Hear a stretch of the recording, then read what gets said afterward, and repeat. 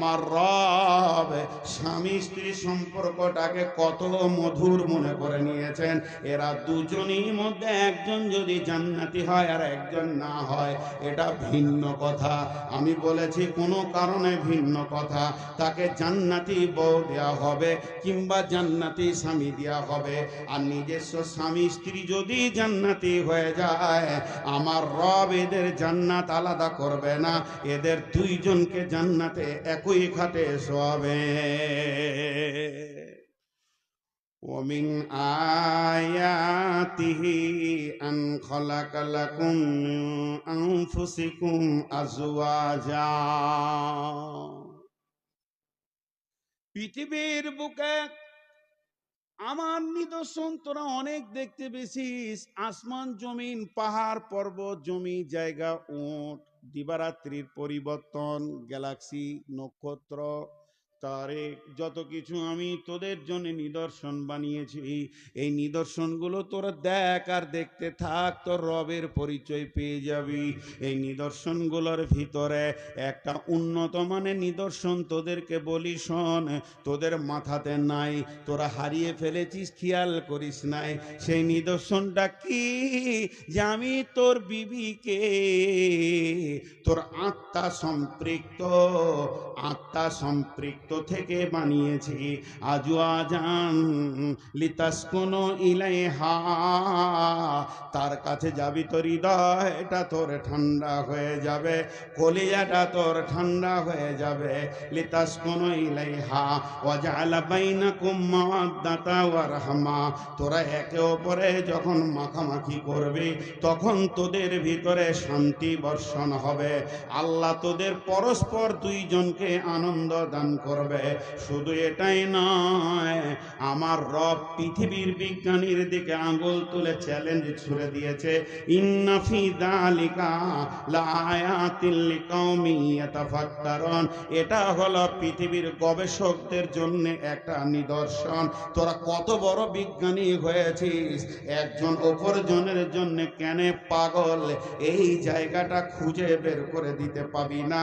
স্বামীর স্ত্রী কি স্বাদ পায়, আর স্ত্রীর কাছে স্বামী কতটা পরিমাণে স্বাদ পায়, কি আনন্দ পায়, এটা জবান দিয়ে তোরা পরিষ্কার বহির প্রকাশ করতে পারবি না। অতএব আমি রব দুইজনকে আত্মা সম্পৃক্ত থেকে বানিয়েছি। এবং ওই বেঁকা পাসলি হাড্ডি যেটা বাম সাইডে রয়েছে, ডান হাতে খাও, ডান হাতে দাও, ডান হাতে তুমি মুসাফা করো, ডান দিক থেকে পরিবেশ করো, ডান হাতে পান করো। বাম হাতটাকে এত গুরুত্ব দেওয়া হলো না কেন? উজু ডান হাত দিয়ে শুরু করো, প্রথমে ডান দিকে নাও, প্রথমে ডানটা ব্যবহার করো। আর যখন বিবির কথা বলছেন আল্লাহ, তো বাম পানের পাঁসলিটাকে কেন বলছেন? এটা বাম বলার কারণ হচ্ছে, দেখেন আপনার দিলের স্পন্দন, যেটা আপনার হৃৎপিণ্ড, যেটা আপনার স্পন্দন দিচ্ছে, সেটা বাম সাইডে আছে। আর ওই দিল, আত্মা, মহব্বত আর ওইখানে হাড্ডির পাসলি, এগুলো গায়ে লেগে আছে। আমার রব বলছে তোর বিবি হলো তোর দিলের কাছের মানুষ, হৃদয়ের মানুষ, মনের মানুষ। সব সময় তাকে তুই কোলে জড়িয়ে রাখবে, তোর কাছে রাখবে, মহব্বতের সঙ্গে রাখবে। এই বলতেন আল্লাহ যে চ্যালেঞ্জ ছুড়েছেন আপনার কিনা বৈজ্ঞানিকদেরকে, একটি বার তোরা বলে দে এরা একে অপরে কোন আনন্দ খুঁজে পায়। জি, কটা বাজলো? দিন তো পেরিয়ে গেল। কি সব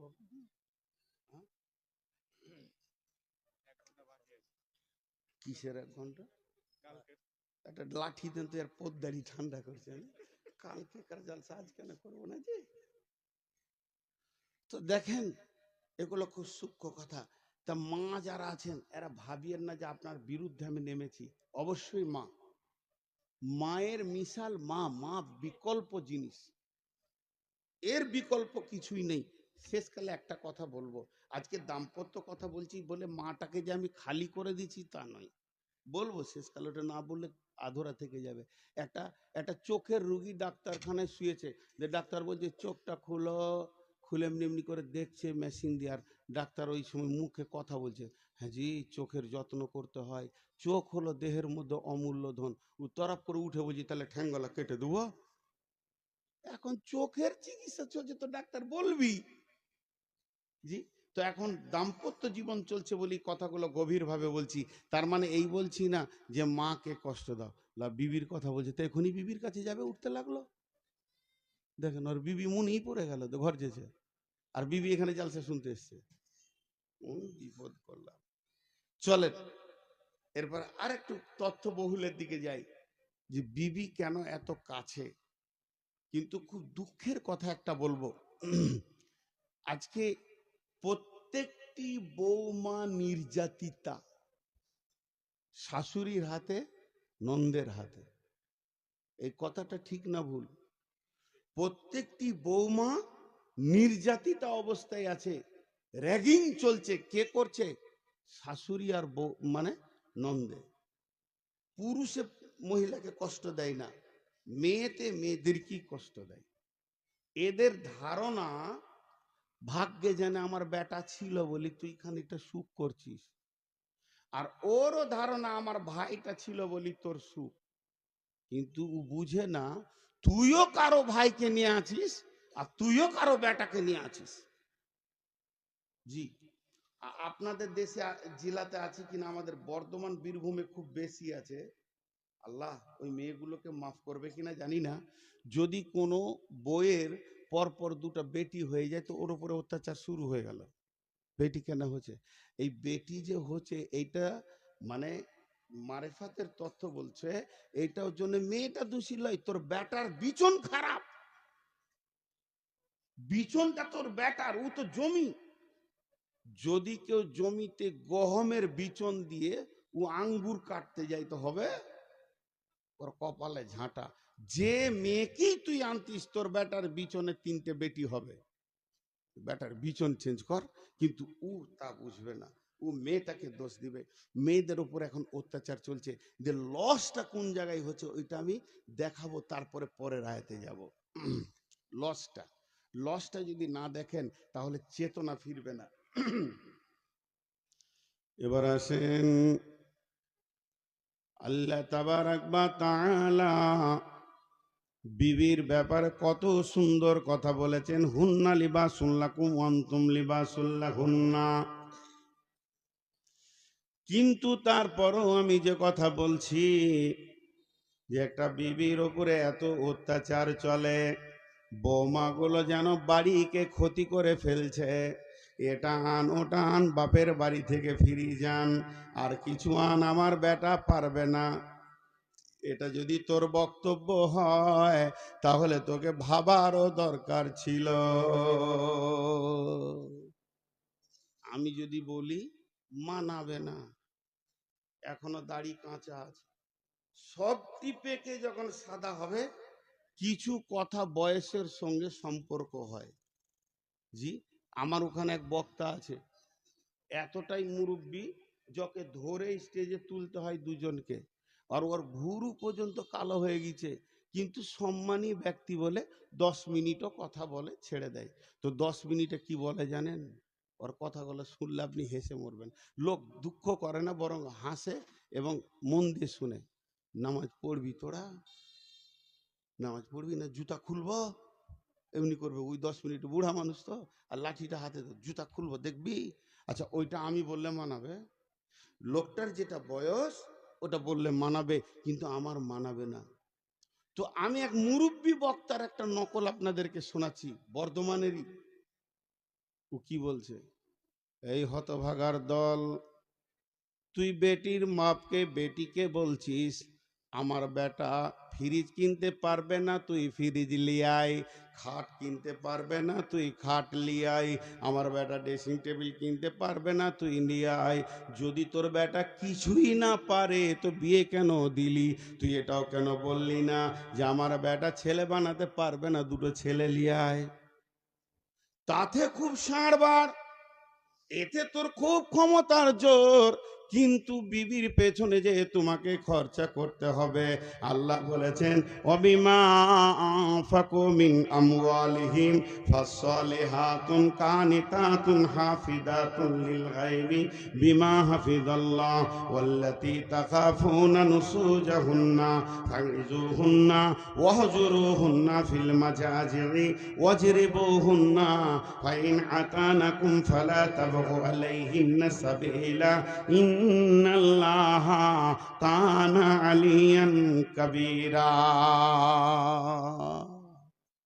শেষ হয়ে গেছে জি। বিচার আছে, বিচার, ইনসাফ আছে। পৃথিবীতে ইনসাফ নাই। আমার এখানে যতটি খালা বসে আছেন, আমার বেটিটাকে বলছি না, যেগুলো আমার বয়সে আমার বোন, আমার থেকে ছোট ওইটি আমার বেটি, আমার থেকে একদিনের বড় ওইটি আমার খালা। খালাটিকে বলছি, যারা সাউরি হয়ে গেছেন, শাশুড়ি বেনে গেছেন, ওইগুলোকে বলছি বৌমাকে কষ্ট দিয়েন না, অত্যাচার করিয়েন না, কারণ আপনার বেটিও কারো বউ হবে। ইনসাফ নাই। একটা উদাহরণ দিলে বুঝতে পারবেন। উদাহরণ কি? ভাই বোন একই ভোজে বিয়ে হয়েছে, কথাটা বুঝাতে পারলাম? ও বেচারার মেয়েটাও বড় হয়ে গেছে, ছেলেটাও বড় হয়ে গেছে, তো দেখছে খরচা একবারই করব, তো একটা বহু দেখেছে, একটা ছেলে দেখেছে, জামাই দেখে একই ভোজে দুটো বিয়ে দিয়ে দিল, বিয়ে হয়ে গেল। বেটির বিনিময়ে একটা জামাই পেল বাড়িতে, বেটার বিনিময়ে একটা বৌমা পেল বাড়িতে। খুব ধ্যান দিয়ে শুনবেন, সাউরিরা শুনবেন। খালা আপনারা আমার বয়সে বড়, আপনাদের পা গুলো ধরে বলছি, লজ্জা করিয়ে নামে আপনার পেটের বেটা, এটা মনে করি শুনেন। তো দুইটা ঘরে দুটা জিনিস আসলো, একটা বৌমা আসলো আর একটা জামাই আসলো। এবার বলেন, ওই জামাইটার যে আনন্দ লুকিয়ে আছে তোর বেটির কাছে, তেমনি তোর বৌমার কাছে তোর বেটার আনন্দ লুকিয়ে আছে। এটা কম করা যাবে? যাবে না। এখন হয়েছে কি, ওর বেটি বাড়িতেই আছে, এখানে ঝুনঝুনিতেই আছে, বিয়ে দিয়েছে কোথা? ওই সুজাপুর। জামাই ইয়ং ছেলে মানুষ, হঠাৎ শ্বশুর বাড়ি চলে এলো। বিবি আছে তো আসবে না, ঘন ঘন আসবে, চলে এলো হঠাৎ। একদম এসে টোটোতে নামছে, আর তখনই কারেন্ট চলে গেছে। কারেন্ট চলে গেছে, তো ঘরে বসতে দিয়েছে। তো শাওরি জিজ্ঞেস করছে, বাবা কেমন আছো, তোমার আব্বা মা কেমন আছে? ভালো আছে, সব জিজ্ঞেস হয়ে গেল। দিয়ে বেটিকে বলছে, খাদি জায়গায় পাখা করে দে ছেলেকে, দেখ কত কষ্ট করে গরম করে এসছে। ঠেলে দিলে বেটি নতুন নতুন লজ্জা করে, যা পাখা করে দে, পাখা করে দে, খাবারটা তুই লে যা, চাটা তুই লে যা। কেন? প্রত্যেকটি মা চায় আমার বেটিকে আমার জামাই প্রেম মহব্বতের বন্ধনে বেঁধে রাখুক। নতুন বিয়ে হয়েছে, বাইক নিয়ে 10টার সময় গেল একবার ফারাক্কা, আবার 12টার পর গেল কালিয়াচক, জোহরের সময় আরাম করে আসরের সময় আবার বলছে চল কালিয়াচক যাব। নতুন বিবি, নতুন বাইক, শুধু যেন আনন্দের ফুর্তিতে দৌড়ছে। আর ওই খালা পাড়াতে বলে বেড়াচ্ছে, বোন গে জামাই একটা পেয়েছি, আমার বেটি ছাড়া সে কিছুই বোঝে না। সব সময় আমার বেটি 3 দিন থেকে গেলে সে 2 বার আসবে। শুধু তাই নয়, আমার বেটি যদি বলে একটা টিপ নিব, কিংবা একটা ঠোঁট পালিশ নিব, গাল পালিশ নিব, ও নিজে আনবে না, বেটিকে সঙ্গে নিয়ে হাঁটবে। কলিজা ঠান্ডা হয়ে গেছে বোন, তোদের দোয়া ছিল, জামাই পেয়েছি কলছান্ডা। এরপরে হলো কি, বেটাকে বাপ পাঠিয়েছে, যা কাজ করতে হবে, মাঠে যা, বাগানে যা, এতটা কাজ আছে। কিন্তু তার কি কাজে মন বসছে? তারও নতুন বউ বাড়িতে আছে, সে কতক্ষণে ভাবছে হাবিবার মুখ দেখব, কারণ তারও বিয়ে হয়েছে ধুলিয়ানে, ওই রকম বউটা তার ঘরে রয়েছে। মাঠে থেকে হোক বাগান থেকে হোক 3-4 ঘন্টা 10 ঘন্টা বউকে দেখতে পায়নি, ক্লান্ত হয়ে যখন বাড়ি ঢুকছে তখন বেলা 1:30 বাজে। মা পাখাটা নিয়ে এসে বলছে, আহারে বেটা তোর কত কষ্ট হলো। বেটাকে মা পাখা করছে আর বউকে বলছে তাড়াতাড়ি তরকারিটা করেলে বেটা খাবে। কিন্তু আসলে মা বুঝলো না শান্তিটা কার কাছে লুকানো আছে। আল্লাহ কোরআনে বলছে শান্তিটা লুকানো আছে তার বিবির কাছে, অতএব তাকে আসতে দিচ্ছেন না। যখন কাছাকাছি হয়েছে সমস্ত কাজ সেরে, তখন হাবিবা বলছে, ও আমার প্রিয় স্বামী রে, তুমি যখন ঘাম ঝরিয়ে 1:30টার সময় ঢুকলে তো আমার হৃদয়টা উতল পাতল করছিল, একটু পাখা করে দেব। শুধু তোমার মায়ের ভয়ে আমি আসতে পারিনি। তখন সে বিবিকে স্বামী উত্তরে বলছে, রে বেগম রে, ধৈর্য ধর, এই ফ্যামিলিতে আর থাকবো না, আমার মায়ের ইনসাফ শেষ হয়ে গেছে, বেটির দিকে এত আনন্দ। এরপরে ওই বৌমাটা বলছে স্বামীকে, চলো না একবার ঘুরে আসি কালিয়াচক থেকে। শুধু একবার গাড়ি নিয়ে বেরিয়ে গেছে, সন্ধ্যার সময় ঢুকেছে। আমার খালামা পাড়াতে বলে বেড়াবে, বহু একটা পেয়েছি কলিজা জ্বলিয়ে দিলে, খালি বেটাকে নিয়ে মার্কেটে দৌড়ছে। এর আদালতে ন্যায় বিচার নাই, এর জন্য প্রত্যেকটি ফ্যামিলিতে অশান্তির আগুন দাও দাও করে জ্বলছে। বাপ মাকে দেখতে চাইছে না ছেলেরা, কেন? তাদের আদালতে ন্যায় বিচার না থাকার কারণে।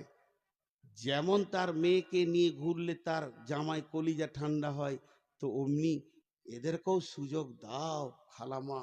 যদি তুমি সুযোগ দাও, যদি তুমি সুযোগ দাও, তো ওই বৌমাটা মা বলবে, কলিজা ঠান্ডা করে নেবে তোমাকে দিয়ে। কিন্তু আসলে ফ্যামিলি শেষ হয়ে গেছে।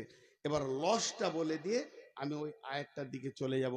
টোটাল লস কি হচ্ছে এখানে, আপনারা যদি একবার মুখ খুলেন, হাত দুটো ধরে বলছি, তো আমি আনন্দিত হব। শেষবারের মতো একটু আমাকে শান্তি দেন, একটু আনন্দ দেন, ভালোবাসা দেন। আপনাদের আমি মেহমান। সেটা কি? প্রত্যেকটি পাড়াতে গ্রামে আজকে ভালো ছেলে পাওয়া যাচ্ছে না। তার মেন কারণ হচ্ছে, আপনি যে জমি থেকে ফসল নেবেন, নিয়ত করেছেন একটা 4 বিঘা আছে, এটাতে আমি আলু নিব, এটাতে আমি গম নিব, এটাতে আমি পেঁয়াজ নিব, এটাতে আমি কফি নিব, এটাতে আমি টমেটো নিব, এটা আমি পাতকপি নিব। যখন আপনি দামি দামি ফসলের চিন্তা করবেন, তখন সেই জমিটার প্রতি যত্নবান হতে হবে। তাকে সার, রাসায়নিক সার, চাষ, নিরান, দুবড়ি মারা, সমস্ত রকম চিন্তা আপনাকে রাখতে হবে। আর ওকে সুন্দর করে মাটিগুলোকে ফুলিয়ে রাখতে হবে। আপনি যা চাইবেন তাই পাবেন। যদি আপনি মনে করেন যে আমি একটা বৌমা নিয়ে এসেছি, আমার ফ্যামিলিতে মৌলানা নিব, মুফতি নিব, মুহাদ্দিস নিব, মাদানি নিব, আপনি কিনা সাইকুল হাদিস নিব, ডাক্তার নিব, মাস্টার নিব, তাহলে বৌমাকে কষ্ট দিয়েন না। ওর মানসিকতার কষ্ট যদি হয়, ওর পেট থেকে ভালো ছেলে হওয়ার আশা ছেড়ে দেন। ওর পেট থেকে ভালো আশা পাওয়ার ছেলে, রাসূলুল্লাহ সাল্লাল্লাহু আলাইহি ওয়াসাল্লামের ফয়সালা দিয়ে দিয়েছে। মা যদি বেঈমান হয় তো ছেলে বেঈমান হয়ে যাবে, ইফেক্ট এত বেশি পড়বে। হ্যাঁ ভাই, আজকে আমি একটা আমার ছেলের জন্য বৌমা নিয়ে আসছি। প্রথম দিন সে মেয়ে, বেটি ছেলে, বিয়ে পড়িয়ে দিলে নাম হয়ে যাবে বৌমা, আর একটা যখন পেটে চলে আসবে নাম হয়ে যাবে মা। উতেই ফ্যামিলির মা, আমার ফ্যামিলির বংশেরও মা। তাহলে মাটাকে যদি কষ্ট দেওয়া হয়, ভালো সন্তান ওই মেয়েটার পেট থেকে হবে না। কারণ ওর টেনশন, নন্দকে নিয়ে টেনশন, শাশুড়ি নিয়ে টেনশন, আর ঝগড়া আর ঝামেলা আর মাল্লিয়ায়, যদি ও সবসময় ভিতরটা পিরান হয়, আর তার কাছ থেকে আপনি সুস্থ ভালো মিজাজি ছেলে পাবেন না। ওই ছেলে একটু বড় হলেই লাঠি নিয়ে দাদিকে খুঁজে বেড়াবে। কেন? ভাত দিবার বলবে চোখের পানিতে, তো দাদি খুব কষ্ট দিয়েছে রে বেটা। বুড়ি, বুড়া, লাঠিলে খুঁজে বেড়াবে। আজকে এই জন্যে প্রতিটি ফ্যামিলিতে শান্তি নেই। চলেন, মাল খরচা করবে কে? ওয়াবিমা আনফাকু মিন আমওয়ালিহিম। হে পৃথিবীর পুরুষ, ইনকাম করো, বিবির পেছনে মাল খরচা করো, বিবির মালের আশা করিও না। যারা শ্বশুরের মালের বিবির মালের আশা করে তাদের মতো দ্রোহ ভিখিরি পৃথিবীর বুকে কেউ নাই। আল্লাহর নবী বলছেন, মেয়েটা যখন তুমি আনবে তো মহারানা আদায় করো। আর আল্লাহ বলছেন ওই মেয়েটার পেছনে সারা জীবন তুমি চিকিৎসা, খাওয়া, কাপড়, মন্য, বস্ত্র, চিকিৎসার পেছনে তুমি খরচা করো। তাহলে একদিকে নবীজি বললেন তুমি মহারানা দিয়ে মালটা আনো, আর একদিকে বললেন আল্লাহ যে তার পেছনে খরচা করো। তাহলে দুইজন মহান ব্যক্তি, একজন মাবুদ আর একজন ব্যক্তি, একজন মহান ব্যক্তি আর একজন মাবুদ, যিনি ওয়াহদাহু লা শারীক, আমাদেরকে পজিশন দিলে যে বউ আনার সময় দুইটি কাজ তুমি চিন্তা করো। আমাদের চিন্তাটা উল্টা, আমরা টাকা লিব, বলিব। আল্লাহ বলছে চল ঘরের ভিতরে অশান্তি ভরে দিব। জি ভাই, সিলিং ফ্যান দেখেছে? সিলিং ফ্যান দেখে না এখানকার লোক। কি দুঃখের বিষয়, কত মাল নিয়ে বেরাবো ট্রাকে জালসা করতে গেলে, একবার হ্যাঁ না বলছে না রে ভাই। হ্যাঁ, একজন বলছে, এগুলো জালসার গল্প আর কি, যে এই খুঁটি থেকে এই পর্যন্ত দড়ি টেনে দাও তো, দড়ি টেনে দিয়েছে, যে বলছে যতটি বইয়ের কথা শুনে এই দিকে থাক, আর যে শুনে না সেই দিকে থাক। সবটি ওই দিকে চলে গেছে, বইয়ের কথা সবাই। একজন একা আছে, তোকে বলছে আই তোকে মুসাফা করি, তোকেই দেখে আমার কলিজে ঠান্ডা হলো। বাকি সব বইয়ের কথা শুনে বলছে হুজুর তা লয়, আমার খুব জ্বর, শরীর খারাপ। তা আপনি এসছেন যে নূর মোহাম্মদ জালসা শোনার জিদ ধরে নিলাম, ছাড়ে না বাড়িতে যে তোমার শরীর খারাপ, যেও না। তো বিবি শেষকালে বলে যেদিকে ভিড় হবে ওইদিকে যেও না। ও আবার 1 নম্বর বউ মানলেওয়ালা, তাহলে সবটি জিরো হয়ে গেল রে। আর একজনের চোখ মুঞ্জে জালসা শুরু করেছে, এমনি করে খালি সুর চালিয়েছে, চোখ খুলে দেখছে কেউ নাই, খালি একজন দাঁড়িয়ে আছে। 200 শ্রোতা যত ছিল নারী পুরুষ সব ঘর চলে গেছে, ওর বায়ান খুলে চোখ খুলে দেখছে একজন আছে। বলছে তুই মনে হয় আমার জালসাটা বুঝেছিস, একবার মুসাফা করি। আর কেউ বুঝেনি, সব গাধাটি ঘর গেছে। ও তখন বলছে তা লয়, চেয়ারটা আমাদের মা বলেছে চেয়ার না নিয়ে হলে মারবো তোকে, ওই জ্বালাতে দাঁড়িয়ে আছি। এ তো হতভাগার কপাল। তা আপনাদেরকে কি বিবিরা বাড়িতে বলেছে যে মুখ খুলবি না নূর মোহাম্মদের সামনে? মুখ যদি খুলিস তাহলে হলো, বলেছে কে? আরে হ্যাঁ না বলে না? তো বলে নাই তো মুখ খুলছেন না কেন? জি এতটি বেটা ছেলে বসে আছেন তো। জি, একজনের ঘরে সাপ ঢুকে গেছে, সাপ। তো লাফিয়ে খাটে উঠেছে, বলছে একটা বেটা ছেলে ডাক্তারে, সাপটা মারতে হবে। তোর বউ বলছে তুমি যে বেটা ছেলে, ও তাহলে লাঠি দে। ওর এতক্ষণে খেয়াল হলো যে ও বেটা ছেলে। জি ভাই, আর কত বলবো আপনারাকে, আমি ক্লান্ত হয়ে গেছি। 480 সুগার, আমার গাড়িতে রিপোর্ট ভরে নিয়ে বেড়াচ্ছি, কখন কি ঘটতে পারে। জি বাঁটিয়ে গেছে, পানি দিয়ে দিয়ে চালাচ্ছি, তাও আপনারা মুখ খুলছেন না। একবার মুখ খুলবেন। আল্লাহ তাবারক ওয়া তাআলা বলছেন পুরুষ তুমি বিবির পেছনে খরচা করবে। তারপরে আবার মেয়েদেরকে বলছেন ফাসসালিহাতুন কানিতাতুন হাফিজাতুন লিল গায়বি বিমা হাফিজাল্লাহ।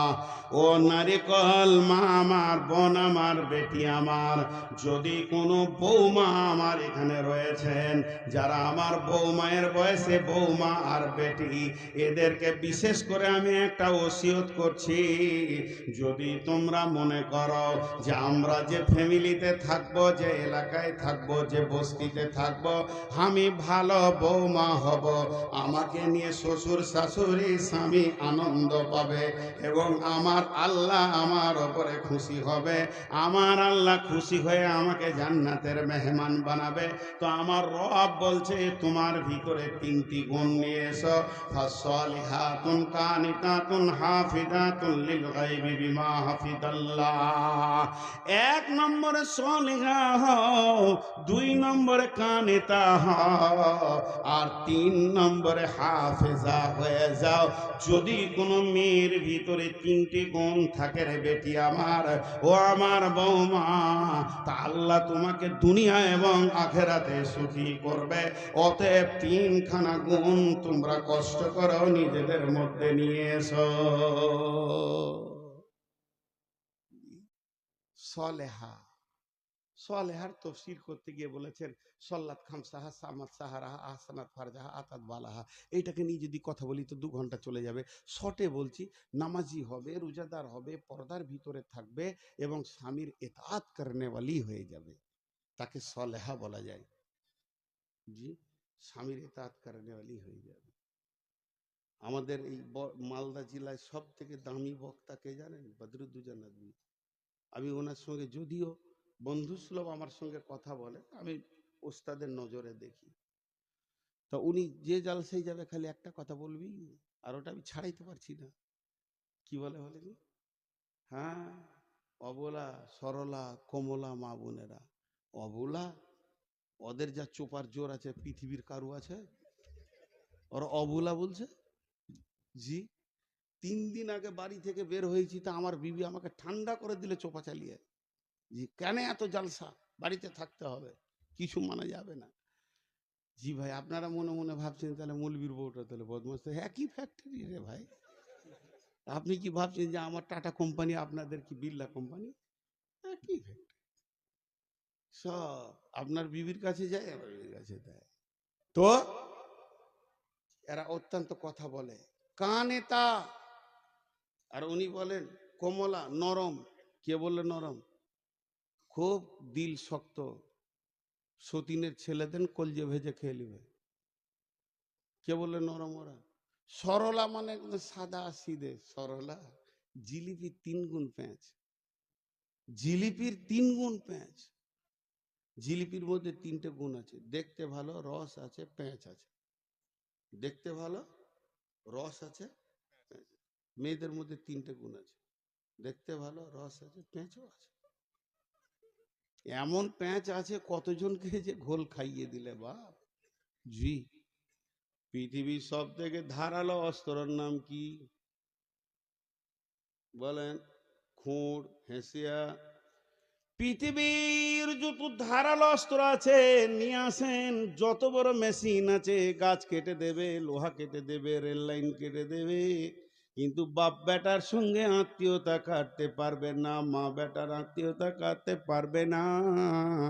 এর থেকে ধারালো অস্ত্র হচ্ছে মেয়েদের চোখের পানি।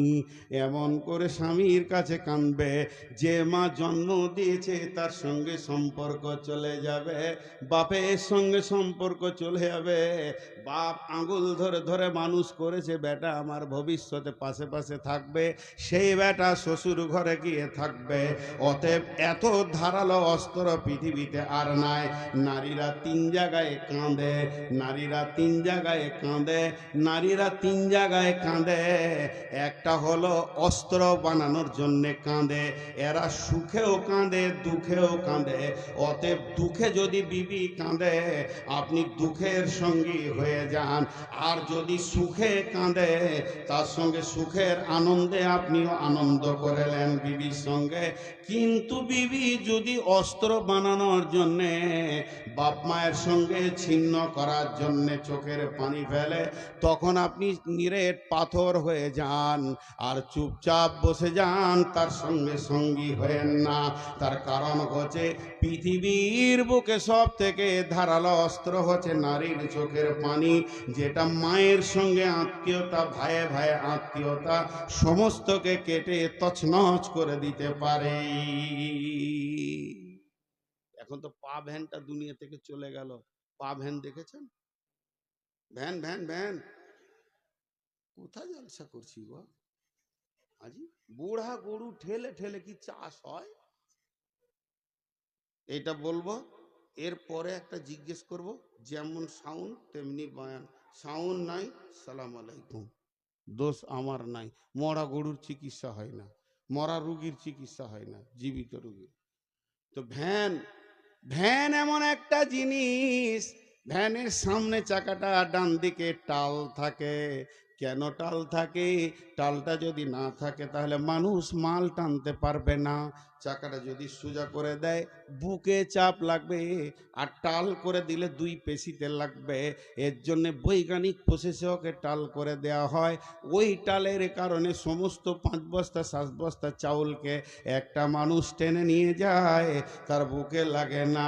যদি টাল না থাকতো তাহলে টানা বড় মুশকিল হয়ে যেত। অতএব টাল আছে তোরা লাভ আছে কি? যদি আপনি ভালো ড্রাইভার হন তাহলে 1 নম্বর আপনি চেপে আনন্দ পাবেন, 2 নম্বরে একটা জায়গা থেকে আর একটা জায়গা চলে যাবেন, 3 নম্বরে আপনার মালগুলি ভ্যান নিয়ে চলে যাবে। তো মেয়েরা হলো ওই রকম ভ্যানের মতো, ওদের টাল আছে। যদি আপনি ড্রাইভার ভালো হন তাহলে আপনার জীবনটা 25 বছর থেকে 75 বছরে চলে যাবে, গোটা সংসারটা টানবে, সঙ্গে নিয়েও আপনি আনন্দ পাবেন। তবে ড্রাইভার যদি ভালো না হয়, ভ্যানের রোগ আছে, ওটা পট করে বেঁকে যাবে, নয়নজুলিতে গিয়ে খালে পড়বে, আগে ড্রাইভার পড়বে তার উপরে মাল পড়বে। এটাই হলো ভ্যানের প্রসেস।